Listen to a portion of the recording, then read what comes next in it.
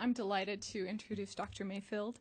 He's an emeritus professor of political science at the University of Utah, specializing in Middle Eastern studies, and he's written several books on local government and combating poverty. Dr. Mayfield speaks multiple languages, including Iraqi Arabic, and has worked in literally dozens of countries around the world, teaching local government development. He's the co-founder of CHOICE, which is the Center for Humanitarian Outreach and Intercultural Exchange, which works to improve rural communities worldwide. His focus is now on fundraising and organizing the annual volunteer treks to such places as Bolivia, Guatemala, Mexico, Kenya, Egypt, Indonesia, Vietnam, Western Samoa, and to Tibetan refugees in northern India. From 1999 to 2002, he served as the mission president of the Texas Houston Mission, where I had the chance to know him and serve under his inspired leadership. We welcome him and his wife Rosalind, who is with him today. His presentation today is entitled Iraq, War, Religion, and Democracy. Dr. Mayfield.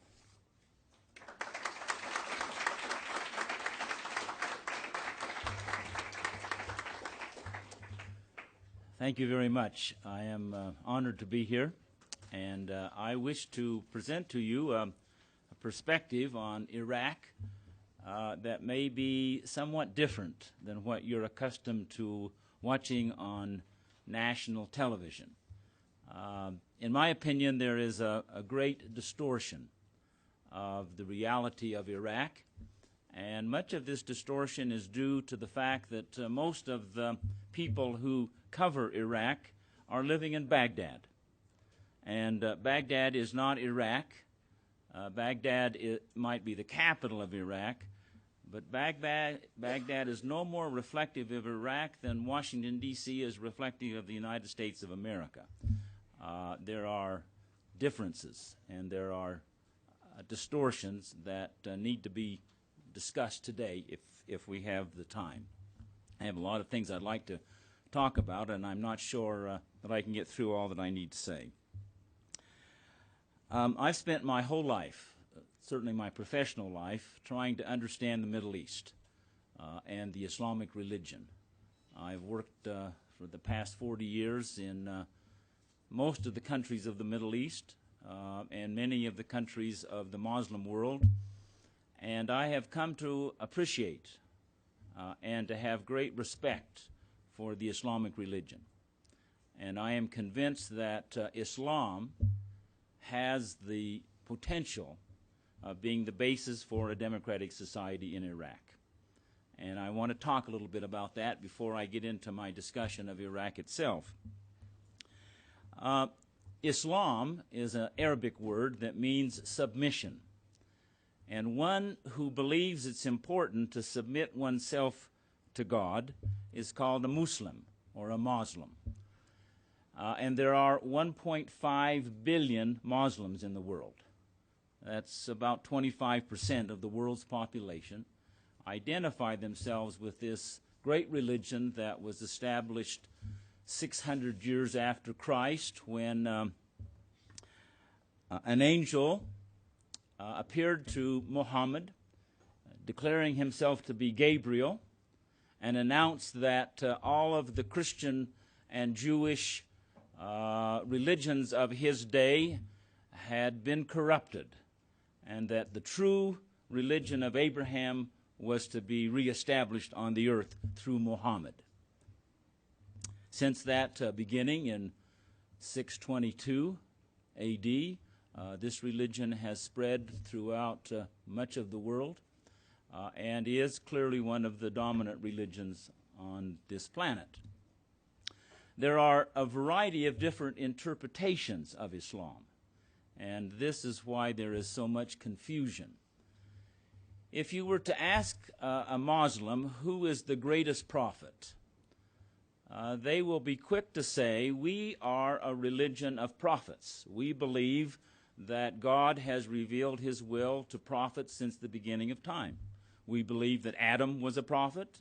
We Muslims believe that Noah was a prophet. We believe that Ibrahim, or Musa, Moses, that they were all prophets of Allah, or God. The word Allah is also confusing. It's an Arabic word which means the God. L-A, La, means the. L-A-H means God, the God of the universe. And what is especially interesting is that the plural of Allah is Elohim. And some of you may recognize that word. It's a plural word, meaning the gods. And so when a Muslim says, I believe in Allah, he is saying the same thing that a Frenchman would say when he says, I believe in Dieu, or a Finn who would say, I believe in Yumallah, okay, or a Spanish person that would say, I believe in Dios. It's simply their word for God. And it's interesting that Muslims recognize that there are basic principles upon which we should live. In the Quran, let me share with you 5 basic principles that I think are consistent with the possibility of democracy in Iraq, which I want to talk about. First principle. In the Quran, it makes it very clear that God has created all men and women on this earth equally, that there is no distinction in God's eyes between men and women, between blacks and whites, between Arabs and Chinese, that in God's eyes we're all equal. And this principle of equality was in fact one of the major motivating forces for the development of Islam.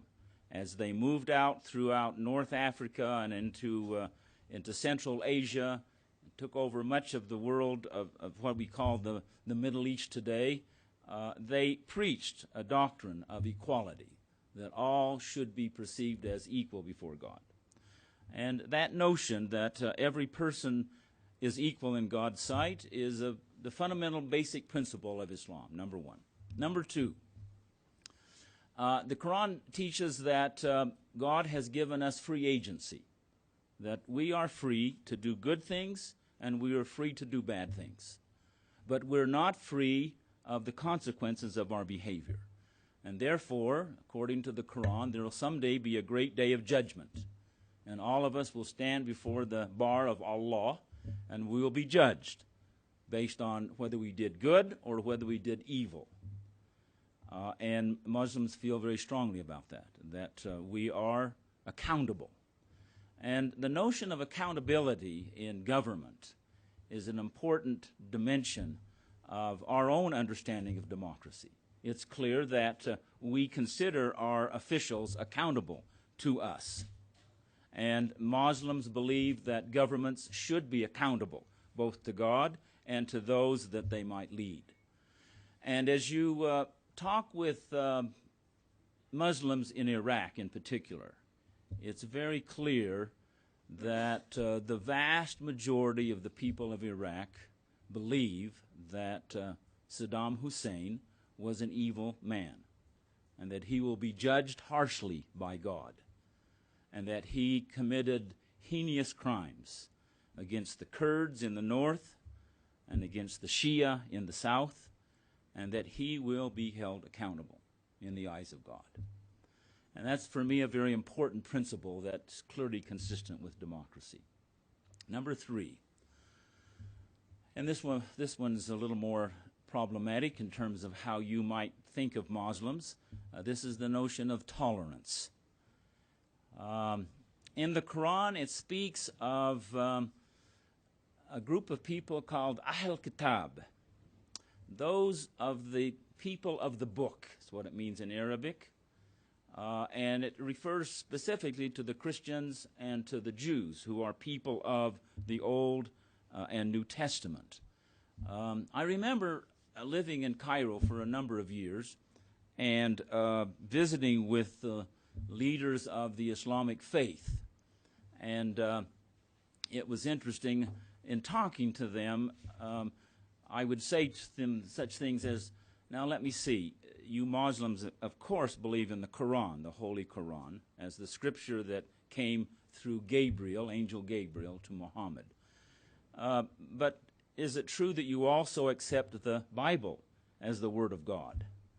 And then this august religious scholar would say to me, yes, we believe that the Bible is the Word of God insofar as it has been translated correctly.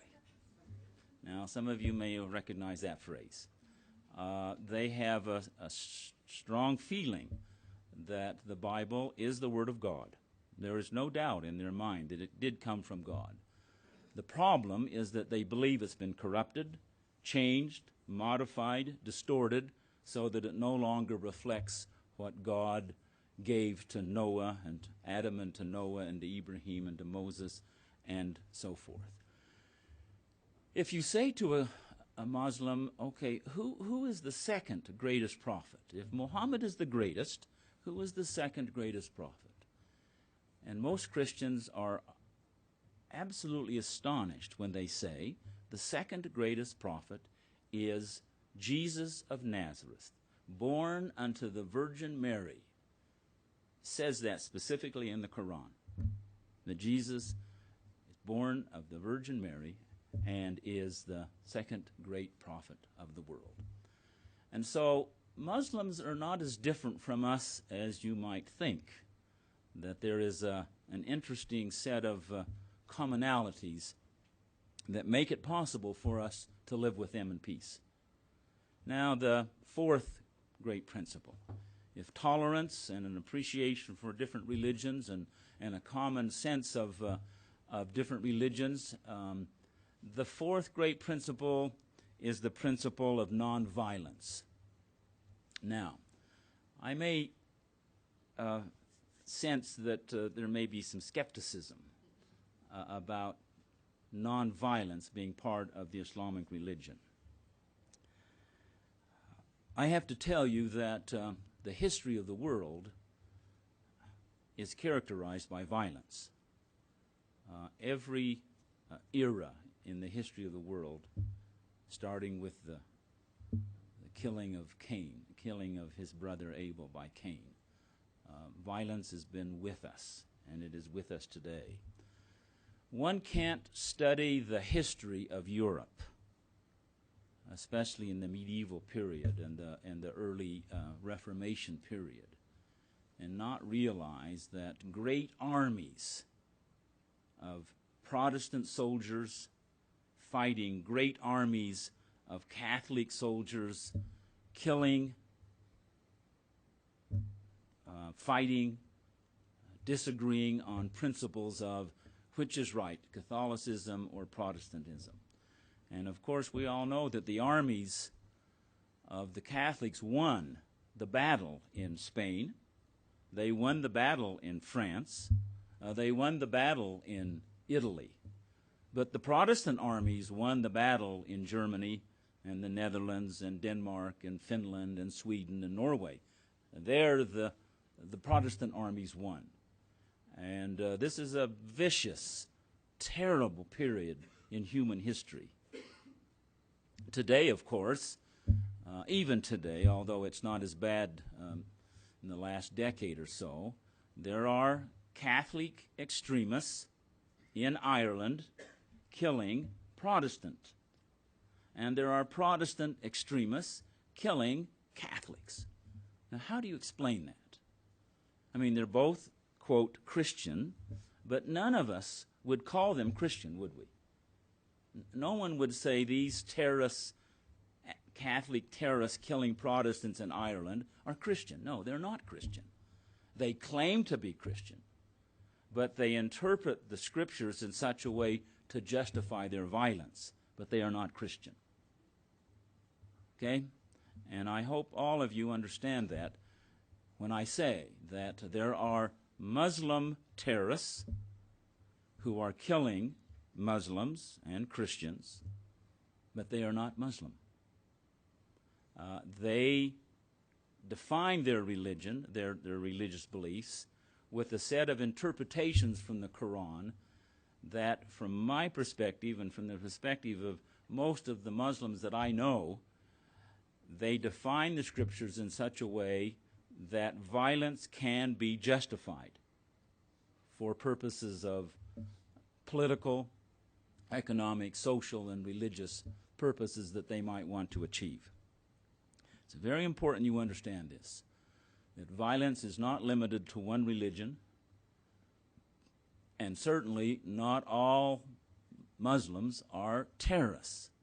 That is a terrible, terrible distortion of reality. And I hope that all of you can appreciate that it is possible to be called a Muslim and still not be a Muslim, simply because of the way they define their religion. Now, the point I'm trying to make here is that the Quran specifically denies the right of any human being to kill another human being.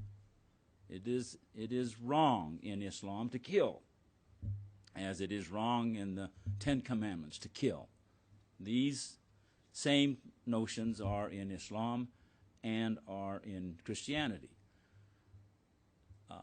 The notion of killing innocent men, women, and children is absolutely abhorrent to the vast majority of the Muslim people. Now let's go to the fifth principle very quickly. The fifth basic principle in Arabic, it's called ijtihad, and it refers to the notion of man's reasoning power. That is the right of individuals to use their minds in determining what is good, what is bad, what is right, what is wrong, and to determine government policy, to determine how you will live, that we have the right to use our mind, that we are not simply robots, that we are not simply fanatics, that we have a mind that needs to be used for good purposes, and that is clearly an important part of Islam. These five principles, equality and accountability and tolerance and nonviolence and reason, are fundamental for the Islamic community. Now, why did I go to Iraq? I've been working most of my professional life on the challenges of establishing local governments in the Middle East. In Arabic, we talk about idara mahaliya, which means administrative decentralization, or hukm mahali, local government, the establishment of democratic procedures by which city councils can be established and mayors can be elected, and people can have a government that represents them and is accountable to them, is responsive to the needs of people, and is transparent in the way in which the government functions and operates in a given society. I've spent my whole life trying to identify what are good forms of government and how might they be established in a Muslim or Middle Eastern setting. In February of 2003, I received a telephone call from Peter Benedict. Peter Benedict and I had worked together in the Middle East on a number of projects, and he was now developing a strategy for local government development for Iraq, and had been charged by the government to prepare a proposal by which local government might be established in Iraq after the war. He called me and said, "Jim, I'd like you to be on my staff, be a member of our team. Would you come and live in Iraq for a year?" And I remember thinking, there's a lot of places I wouldn't mind going, but Iraq was not particularly one that I thought I wanted to go to. But there were two things that happened that made it possible that I would go. One, of course, is I met with my wife and we talked about it. And we prayed about it. We struggled with it. It's interesting, in 1959, I was a young first lieutenant in the U.S. Army, and I was sent to the Army Language School in Monterey, California. And there, 6 hours a day, 6 days a week, for 54 weeks, I studied Iraqi Arabic. And then for 40 years, I never used it once. Now that is the brilliance of the U.S. Army. All of that training I never used. I obviously eventually did use it when I went to Iraq, but for 40 years I did not. I have enjoyed working in this field of local government development. I remember one time I was in a cocktail party in Cairo, and we were in a big table.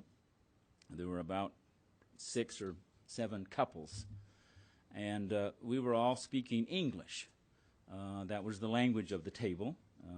But there were several Egyptian couples, and one of them mentioned, well, do you, Dr. Mayfield, you're working here in Egypt, do you speak Arabic? And I said, أيوة أتكلم اللغة العربية. I can speak a little Arabic, yes. And then there was another couple that said, oh, you speak Arabic? We're from France, from Paris. And I said, oh, I had a wonderful opportunity to live in Paris for 5 years. Oui, je parle français très bien. And we were speaking together in French. And then there was this one couple that was quite, they were quiet, and they said to me, well, now, you know, it's really impressive you speak English and Arabic and French, but I think I know a language that you don't know. And I said, oh, where are you from? And they said, well, I'm from Helsinki, Finland. And I said, hyvin en aika kyllä mä puhun suomea. Yes, I speak Finnish, having been a missionary there 45 years ago. At that one moment, his jaw just dropped about that far, and that was one moment of glory when all of the languages that I happened to speak were at one table. But Peter Benedict convinced me that I should go to Iraq and help essentially. Iraq is divided up into 4 regions. There's the north region of the Kurds, there's the central region of the Sunni, and then the south area is divided in 2 regions, the south central region and the south region of Basra, where the Shia are. And I was given the responsibility of managing the south central region. I had about 40% of the population of Iraq outside of Baghdad, about 40% of the population, and my job was to essentially develop a local government system in Iraq, in those 5 provinces of Najaf, Karbala, Hilla, or Babylon, if you will. Yeah, I did live in Babylon, yes, for a whole year, in fact, and Wasit and Diwaniyah, these 5 provinces.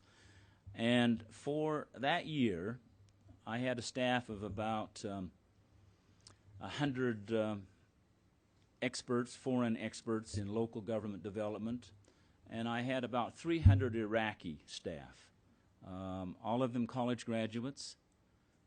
I have to tell you that the quality of the local government staff in Iraq was amazing to me. I've worked in many countries in the Middle East, and the quality of their education, their experience, their knowledge of engineering and health and education and water and sewage, all of the services that a local government system provides, they were well trained. And it was a pleasure to work with them. The government system today is functioning very well. Now, when I say that, I see some skepticism. Let me see if I can explain the reality of Iraq for you very quickly. There are 18 provinces, states, if you will. We have they have 18 states. Each state has a governor, a state legislature, like we have. Every state has their state legislature and a governor. Then we have approximately 221 municipalities. The entire country is divided up into 221 municipalities.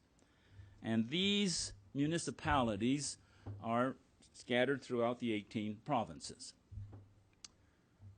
90% of the violence that you see on television is taking place in 18 of these 221 municipalities. Okay?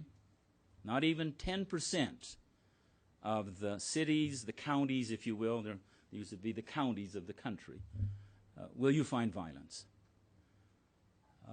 Most of it, 90% of this violence, is located in 18 municipalities, located mostly in the center of the country. The other 200 municipalities, there is little, if any, violence. Universities are functioning in 16 of the 18 provinces of Iraq. Students are attending class at this moment in 16 of these 18 regional universities. Grade schools, middle schools, high schools are organized throughout all of Iraq in these 200 municipalities. Hospitals and health clinics are open and functioning.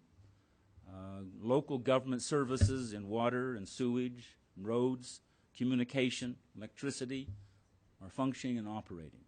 It is in, as I say, 18 municipalities where there is chaos, murder, and mayhem. But to suggest that Iraq is a basket case or in total chaos is to not understand how this violence is limited to a very narrow and specific part of Iraq, which I want to talk about now for just a minute. There are two great, and maybe I can write this on the board so you can see this. There are, and I'm going to put it kind of like a chart. There are, in the Muslim world, there are Sunnis and Shia. I use the word Shia rather than Shiite. Shiite is a British term. If you are a Shia, you don't like to be called a Shiite. You are a Shia. And so I use the term that they use themselves, is a Shia and a Sunni. As I said, there's 1.5 billion. And it's interesting that 85% of all Muslims are Sunni. 85% are Sunni. About 15% are Shia. What is the difference between the Sunni and the Shia?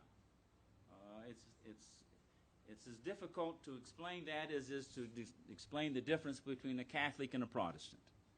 They both believe in the Bible. They both believe in Jesus. Both believe in the Ten Commandments. They accept the Christian faith.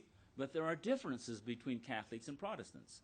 And they have fought over these differences in times in the past. And in some areas they still do. Sunnis and Shia are the same. They are different. I guess the easiest way to explain the difference would be to suggest that in the Mormon church community, the majority of Mormons are members of the LDS faith. And they're the majority. And they believe that any person who is called of God can be a prophet. He can be a Joseph Smith, but it can also be a Brigham Young, and it can also be a Gordon B. Hinckley. It can be someone from any family or any group. The minority, the reorganized group, says no. The leader of the church must be a direct descendant of Joseph Smith. That was the original division point. Could a man be the prophet of this church and not be a direct descendant of Joseph Smith? The majority said yes, anyone. The reorganized church said no, only descendants of Joseph Smith. And this is exactly the same problem. Sunnis believe that any person can be the Khalif or the Caliph or the leader of the Islamic community. But the Shia say no, only a direct descendant of Muhammad should be the Caliph or should be the leader of or the Imam should be the leader of the church or the religious community. And so the majority you find throughout the Muslim world, there's only really two countries where Shia are a majority. The biggest Shia community is in Iran. Iran, of course, is not Arab. Iranians are Persian. They speak Farsi. They do not speak Arabic. They don't like Arabs. They are Persian. They're not Arabs. And the majority of them, in fact, are Shia. Now, if we draw a little map, I won't pretend to be a photographer, but sort of draw a little map here. Here's the Persian Gulf. Oh, by the way, the Persian Gulf, it's not the Persian Gulf. It's Khalij al-Arab. It's the Arab Gulf, please. Please. It's not the Persian Gulf. That's a British name. The British gave that name. If you go to Saudi Arabia, they don't call it the Persian Gulf. Not Khalij al-Farsi. No, no, no. Khalij al-Arab. Now this is the Persian Gulf. And here's the... okay. And here's the... coming out of Syria is the Euphrates, or the Euphrates, and out of Turkey comes the Tigris. Baghdad is kind of in the center. I've made this a little distorted. Let's make that a little higher. Let's go up here a little bit more. Okay. Here's Baghdad. Now the northern area is Kurdish. They are 20% of the population in Iraq. The vast majority of the Kurds have been living under a quasi-democratic system for nearly 15 years. After the 1990-91 war, Iraq, the Allied forces allowed the Kurds to have autonomy, and they've established democratic institutions which have been functioning very well in the last 10 years. And they are ready for democracy. They've been practicing democracy for, as I say, 10, 15 years, and they are ready for a democratic, unified Iraq. In the center, you have the Sunni Arabs. And they are about 15% of the population. Saddam Hussein was a Sunni. He was born in the little village outside of Tikrit, up here in the north, along the Euphrates River. Saddam Hussein ruled Iraq for 35 years, a member of this small minority, the 15% who are Sunni Arabs. The Kurds are also Sunni, but if you look at the countries around Iraq, you'll notice that Kuwait is also Sunni. Jordan is also Sunni. Syria is also Sunni. Turkey is Sunni. And then over here is Iran, and it is Shia. The only major country, that's the largest country of Shiism in the world. But here in the south of Iraq, you have Arab Shia. And they make up 65% of the population. So what you had for 35 years was a government under the control of Saddam Hussein and his Ba'ath Party, and this 15% controlled the other 85% of the people of Iraq. Controlled them, dominated them, exploited them, brutalized the Kurds and the Shia, imprisoned, tortured. I mean, the history of Baathism in Iraq is a history of violence and brutality and imprisonment and torture that is unbelievable. If people tell me that Saddam Hussein was a dictator, but he's not any worse than any other dictator, they do not know the reality of Iraq. Saddam was a vicious, evil man. And the number of Kurds that were gassed and killed, the number of Shia that were tortured and imprisoned, and murdered, is beyond my ability to describe. I've had hundreds of Shia come to me and share with me personal stories of a father or an uncle or a brother or a sister that was tortured by this man. And so with 15% of the population, he literally brutalized the other 85% for 30, 35 years.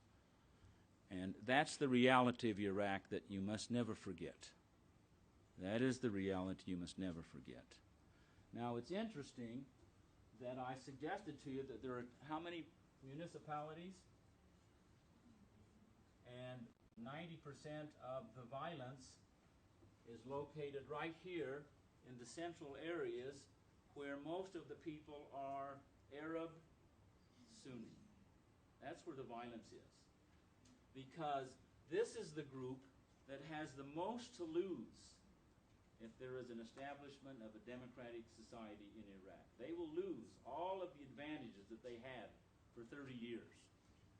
I mean, the best schools, the nice neighborhoods, able to travel abroad, had access to internet. If you were a high official in the Ba'ath Party, you had all the advantages of a modern, wealthy society.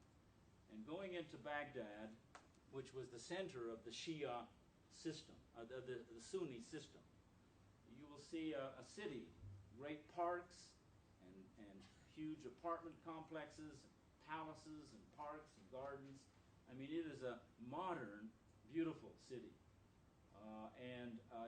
You almost wonder why there is so much wealth here, whereas if you travel anywhere in a Shia area, the level of poverty, the level of mismanagement, the level of clear disadvantaged life, you see it in the Shia areas.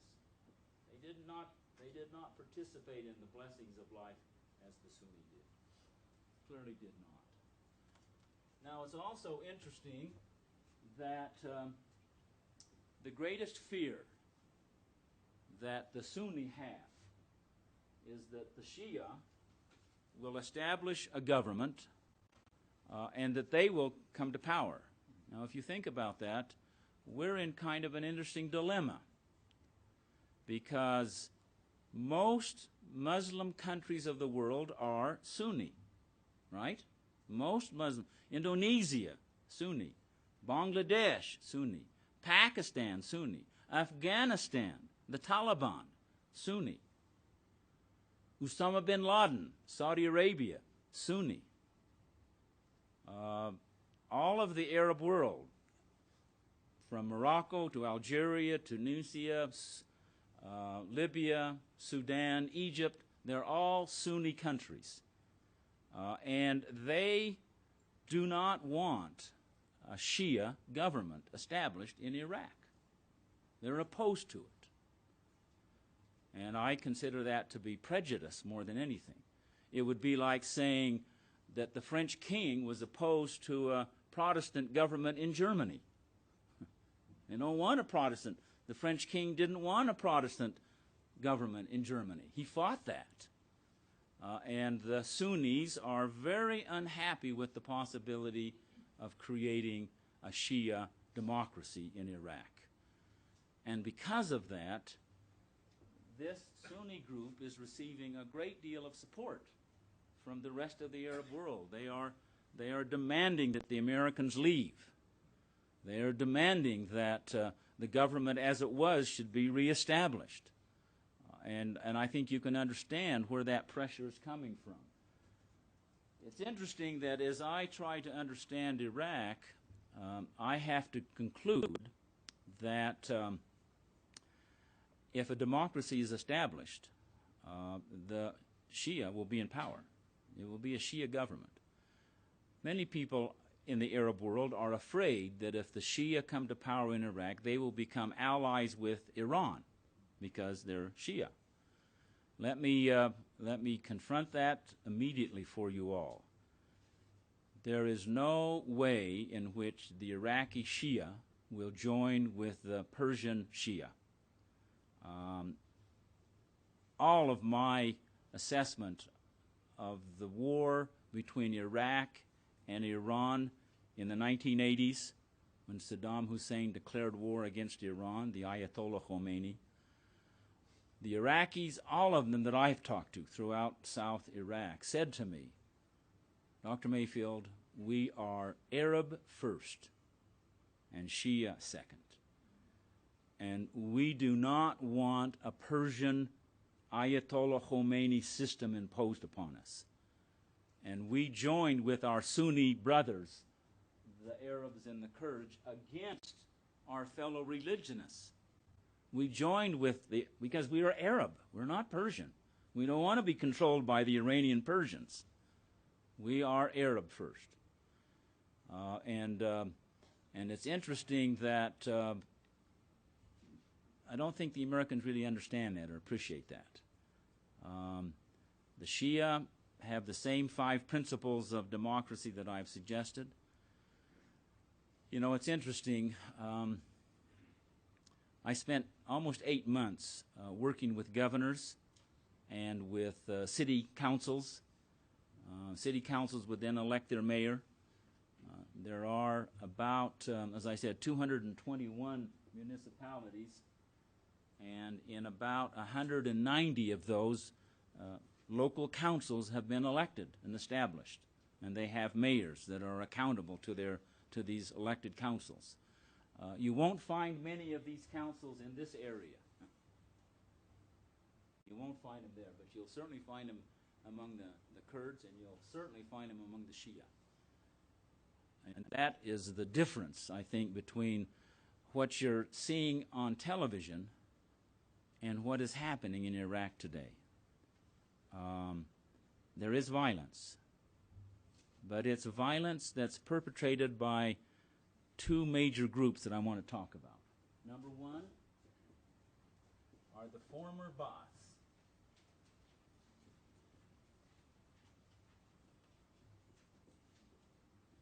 The former Ba'aths. These are the members of the Republican Guard under Saddam Hussein. They are high officials who benefited from the former regime. They are absolutely convinced that if we leave, they can regain control of the country. They have the weapons. They have the willingness to kill and to assassinate and to murder, to take over again. They did it once. They can do it again. They certainly took over when Saddam took over. And how did they take over? How could 15% of the country control the other 85%? The same way that Hitler did in 1929. In 1929, he probably had 500 supporters. How in the world did a man with 500 supporters take over Germany by 1934? How did he do that? Murder, assassination, intimidation. He essentially pushed people into submission to the point where they said, I would rather have peace and security than my freedom. I'll turn it over to the Nazi Party, which they did. Now, there are a number of little Hitlers in Iraq, and they represent a small minority of the population, but they have the will, they have the military capacity to take over Iraq, this same 15%, take it over again. There's something that's changed, though, that you need to understand. The original Ba'aths were socialist, atheists, I guess you'd have to say. Osama bin Laden, also a Sunni, as Saddam Hussein was Sunni, but Osama bin Laden, of course, is a religious fanatic. He is absolutely convinced that his form of Islam is the wave of the future. Saddam Hussein was not religious. Saddam Hussein was indeed an atheist. He didn't have a religious bone in his body. He used religion for his purposes. And he had the same goal as Osama bin Laden, but they did not work together. They did not plan together. Now, there were contacts between Osama bin Laden and Saddam Hussein, but it was never a long-range program that they had together. What did happen, of course, is that after Saddam Hussein was eliminated, these Sunni changed from being Ba'aths to being religionists. They found religion, and they accepted this extremist form of Sunnism. It has, in some ways, some aspects of Wahhabism, but it is a form of Islam that is not taught in the Quran. And it is a form of Islam that says it is okay to kill innocent men, women, and children. And it is okay to murder and to kill for political purposes. This is not found in the Quran. This is not part of their religion. And I hope you will keep that in mind when you think about these terrorists. They're not much different than those Catholic terrorists that would kill Protestants in Ireland. It's the same mentality. They use religion for their purposes, and they're usually political. Now, I see my time is running out, and I wish I had another hour. I have lots more that I could share with you. But let me present two sort of fundamental propositions. The first proposition is that the reasons that have been given for why we should have gone to war or why we should not have gone to war are not the issues that I think are most important. Whether we should have gone or should not have gone is now history. It doesn't matter. We are there. The question now is, should we stay? That, for me, is the fundamental question. And if that is the question, the first question is, why should we stay? And the first reason I can give, it's not the most important reason in terms of our interests, but in terms of the Iraqis' interests, it is the most important issue.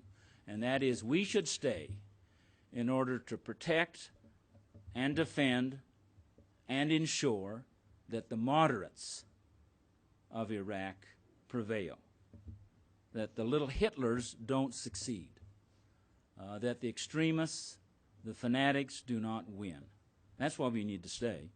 Let's allow them to have a free election.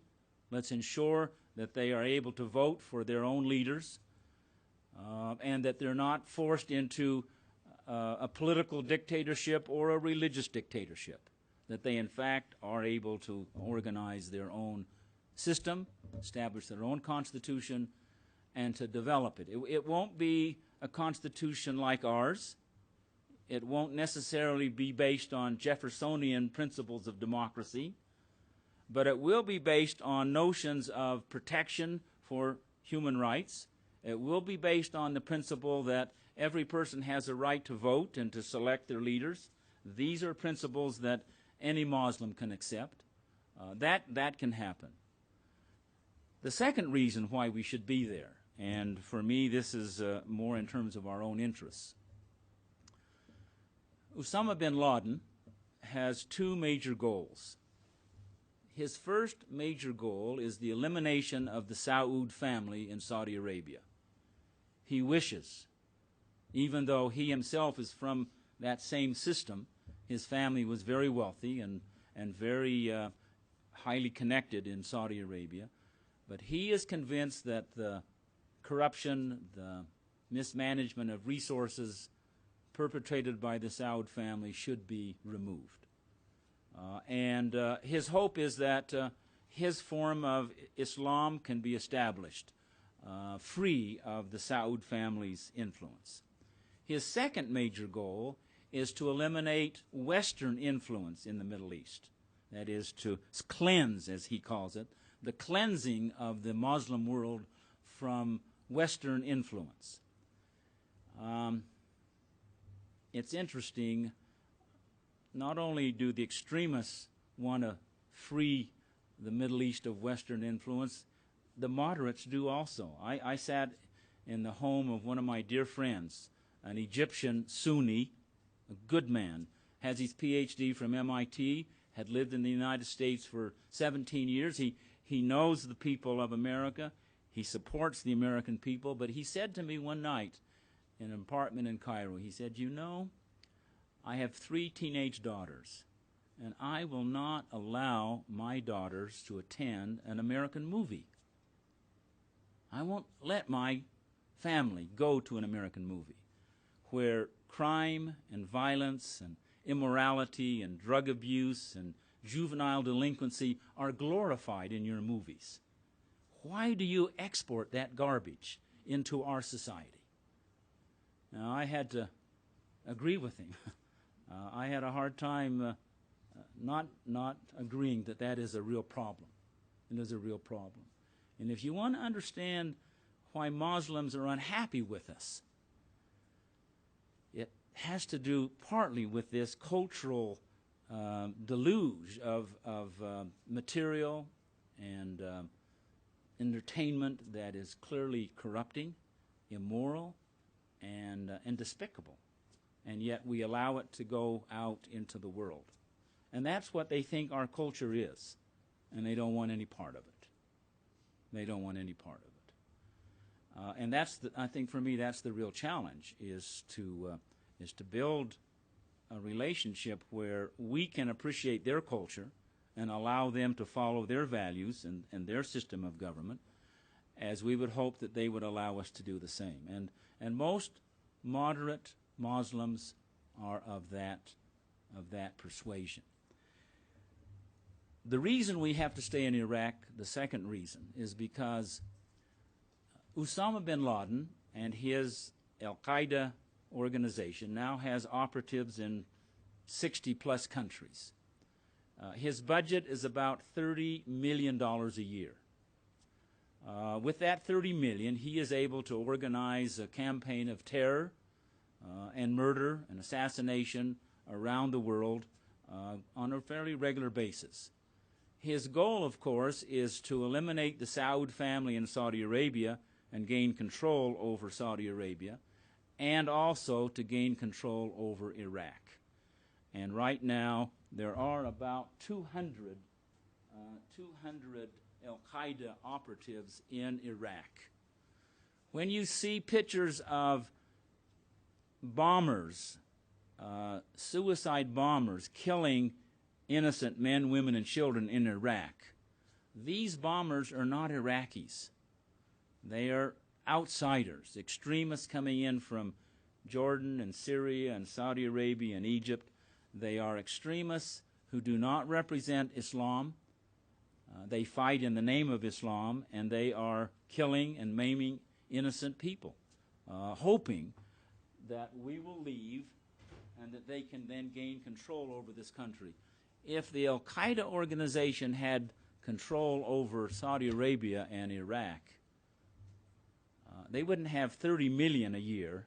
They would have 50 billion a year. And if you think that life is tough now and that there is danger in the world today, you can't even imagine what the danger to our society and our culture would be if the terrorists had control over this kind of wealth. We cannot allow them to gain control over this wealth.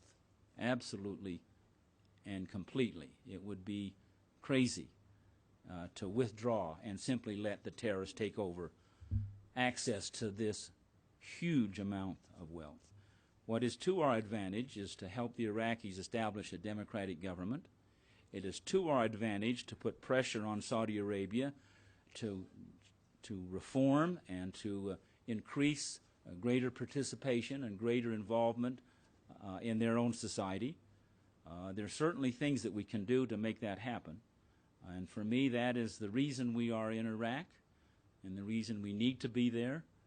And I hope that what I've said today may give you some reasons to think about that carefully. Thank you very much.